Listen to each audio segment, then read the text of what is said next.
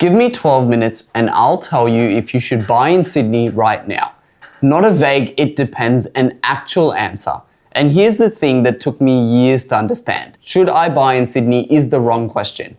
And it's exactly why most people either overpay or sit on the fence for 3 years and miss out on the move entirely. By the end of this, you'll know 3 things: where to buy in Sydney, where Sydney actually is in the cycle, the honest case for and against buying today, and the exact corridors we'd buy and the ones that we would avoid. Let's go. The 3 questions. Whether you should buy in Sydney comes down to 3 questions. And none of them is the market up or down? 1, can your borrowing position actually do it without wrecking your next move? 2, are you buying in a corridor with real scarcity or a suburb the crowd is piling into? And 3, does your structure survive the tax change coming in 2027? Get those right and timing barely matters. Get those wrong and the perfect market won't save you. Sydney's median house price sits over $1.5 million, actually about 1.56. It is the most expensive entry into any part of the country.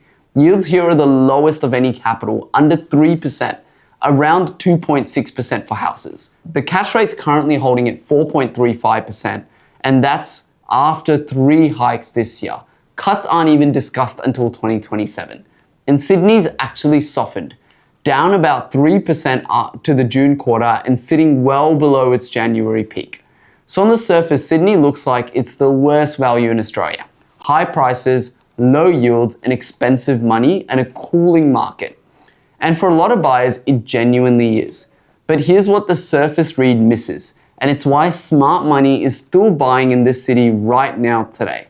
Underneath the headline, Sydney has the tightest structural undersupply in this country.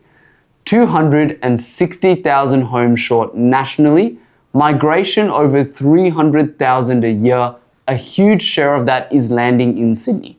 Vacancy is under 2%, the worst affordability and the strongest demand floor all happening at the same time. That is a contradiction to the whole story.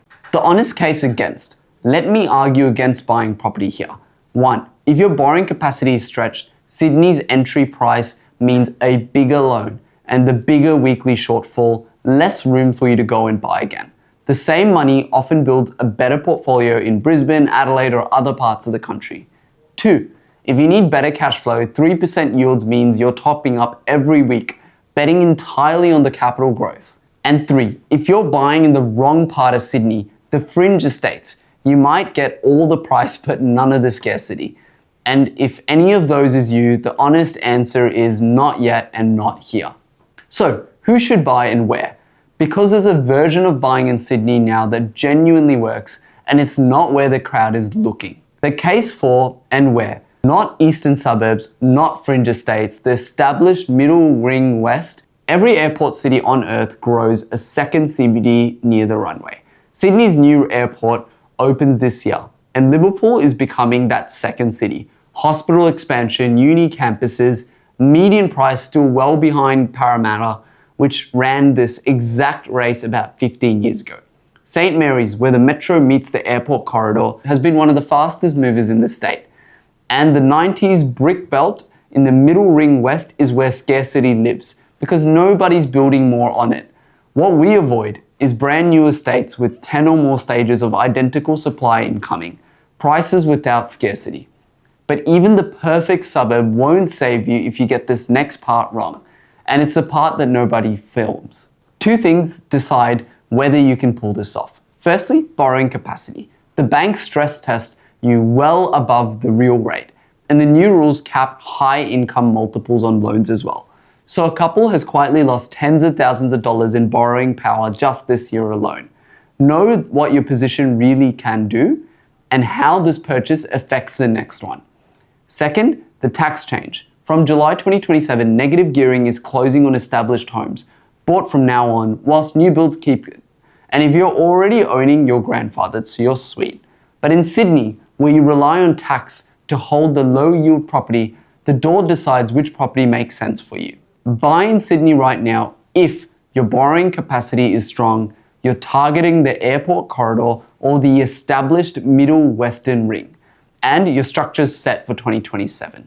Do not buy if your borrowing is stretched, you need the cash flow, or you're being pulled towards shiny new estates? The honest answer was never a yes or no. It was where and how.